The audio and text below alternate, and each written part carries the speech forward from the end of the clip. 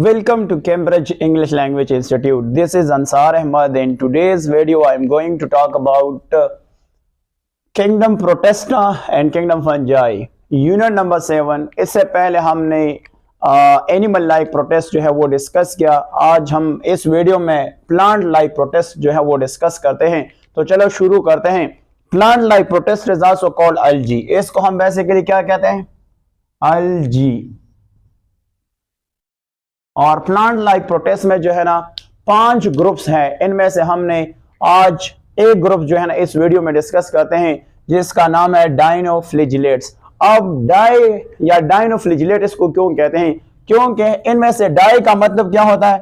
Die का मतलब होता है 2 और फ्लिजिलेट्स का मतलब ये है कि इनमें से 2 फ्लैजेला मौजूद होता है, वो अनइक्वल साइज मौजूद होता है। इसको हम कह सकते हैं फ्लैजेला। फ्लैजेला जो है ना ये प्लूरल है और फ्लैजेलम जो है ना वो सिंगुलर है। इसको हम टेक्निकली एक और वर्ड्स भी कहते हैं जिसको हम कहते हैं फायरोफाइटा। इसको हम बेसिकली क्या कह सकते हैं? फायरोफाइटा भी कह सकते हैं, फायरोफाइटा। और फायरो का मतलब क्या होता है? फायर, यानी इसको हम फायर अल्जी भी कह सकते हैं, फायर अल्जी भी कह सकते हैं। ये इसका टेक्निकली नाम है। और अगर हम इसकी जनरल कैरेक्टरिस्टिक्स की बात करेंगे तो सबसे पहले ये इनमें से कौन से ऑर्गेनिज्म आते हैं? तो सबसे पहले इनमें से आते हैं यूनिसेल्युलर ऑर्गेनिज्म। यूनिसेल्युलर ऑर्गेनिज्म इनमें से आते हैं। यूनिसेल्युलर ऑर्गेनिज्म से मुराद होता है वो ऑर्गेनिज्म जो एक सेल से बने होते हैं। तो इनमें से ज्यादातर कौन से ऑर्गेनिज्म पाए जाते हैं? यूनिसेल्युलर ऑर्गेनिज्म पाए जाते हैं। इसके साथ साथ इनमें से कौन से ऑर्गेनिज्म आते हैं? ऑटोट्रॉप्स इनमें से आते हैं। ऑटोट्रॉप्स आते हैं। ऑटोट्रॉप्स कौन से होते हैं? ऑटोट्रॉप से मुराद होता है वो ऑर्गेनिज्म जो अपने लिए खुराक खुद तैयार करते हैं। और इनमें से कौन सा चीज जो है ना वो मौजूद होता है? इनमें से बेसिकली जो क्लोरोफिल है वो कौन कौन से इनमें से मौजूद होते हैं? इनमें से क्लोरोफिल ए मौजूद होता है और इसके साथ साथ सी भी मौजूद होता है। और इससे एडिशन इनमें से कैरोटीन भी मौजूद होते हैं, कैरोटीनाइड भी मौजूद होता है, कैरोटीनाइड भी मौजूद होता है इनके साथ साथ। इसके अलावा इसमें से ज़ेंथोफिल भी मौजूद होते हैं। कुछ और बुक्स में से ए बी सी भी मौजूद होते हैं, बट अकॉर्डिंग टू केपी के टेक्स्ट बुक के मुताबिक जो है ना हम आपको ये वीडियो जो है वो पढ़ा रहे हैं। इनमें से क्लोरोफिल ए और सी, इसके अलावा कैरोटीनाइड भी मौजूद होते हैं। अगर हम इसकी हैबिटेट की बात करेंगे, हैबिटेट से मुराद होता है कि कहां पे रहते हैं, तो हैबिटेट जो है ना इसकी बेसिकली है हैबिटेट जो है ना ये बेसिकली क्या है?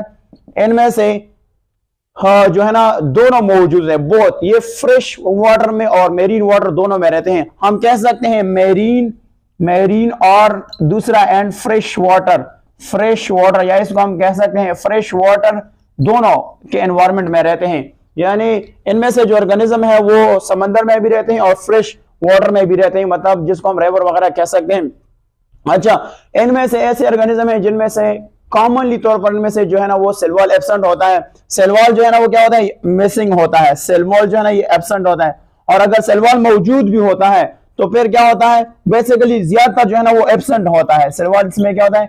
एब्सेंट होता है। अगर मौजूद है तो फिर किस तरह होगा? वो हार्ड होगा, जिसको हम कह सकते हैं हार्ड होगा। और प्लस क्या होगा? किसी से बना होगा? सेल्यूलोज से बना होता है। और सेल्यूलोज आप जानते हैं कि ये पॉलीसेकेराइड है। किससे बना होगा? ये सेल्यूलोज से बना होगा। अब इनमें से बेसिकली जो है कौन सी चीज मौजूद होते हैं? 2 फ्लैजेला मौजूद होते हैं। तो हम इसकी स्ट्रक्चर को देख लेते हैं कि इसका स्ट्रक्चर कुछ यूं होता है। इसका स्ट्रक्चर मैं ड्रॉ कर लूं यहां से। इसका स्ट्रक्चर जो है ना वो कुछ यूं होता है। ये इसका क्या है? स्ट्रक्चर हम ड्रॉ करते हैं और यहां से इसकी जो है ना वो हम यहां से ड्रॉ कर सकते हैं कि इसका जो स्ट्रक्चर है कुछ यूं होता है। यहां से अगर देख लेते हैं तो इनमें से 2 फ्लैजेला मौजूद होते हैं। एक ट्रांसवर्स फ्लैजेला मौजूद होते हैं, वो कुछ यू तरह होता है, ट्रांसवर्स फ्लैजेला होता है। ये बेसिकली किस तरह होता है? ट्रांसवर्स फ्लैजेला, जिसको हम कहते हैं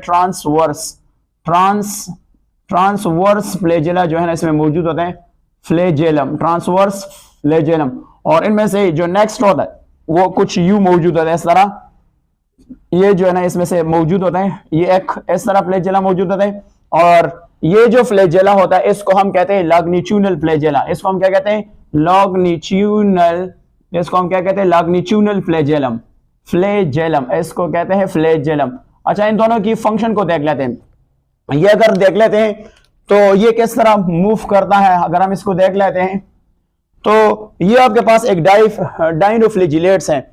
ये जो फ्लेजेला है जिसका नाम है ट्रांसवर्स फ्लेजेलम, ये बेसिकली किस तरह ये स्पिन करने में हेल्प करता है। जिस तरह वो टॉप होता है जिसको हम लड्डू वगैरह कहते हैं, उसको स्पिन करने में हेल्प करता है। तो ये बेसिकली किस करता है, ये स्पिन करने में हेल्प करता है। स्पिन, जिस तरह वो टॉप होता है जिसको हम लड्डू कहते हैं और इस तरह वो स्पिन करता है, तो ये इस तरह जो है वो हेल्प करते हैं। और ये जो दूसरा होता है ना, ये पार्टिकुलर डायरेक्शन में लोकोमोशन में हेल्प करता है। ये किस तरह, यानी पार्टिकुलर डायरेक्शन में, जिसको हम कहते हैं लोकोमोशन में हेल्प करता है।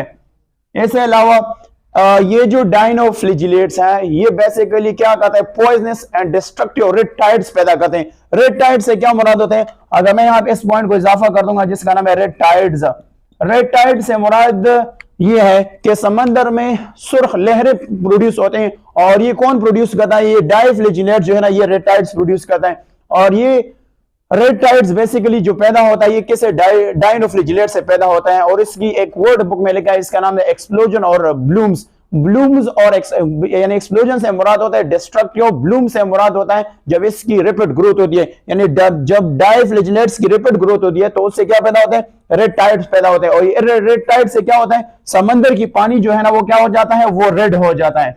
वो क्या हो जाता है, रेड हो जाता है। और ये फिर क्या होता है, ये इससे जो समंदर में ज्यादातर जो एक्वेटिक खासकर फिश वगैरह जो है वो किल हो सकता है।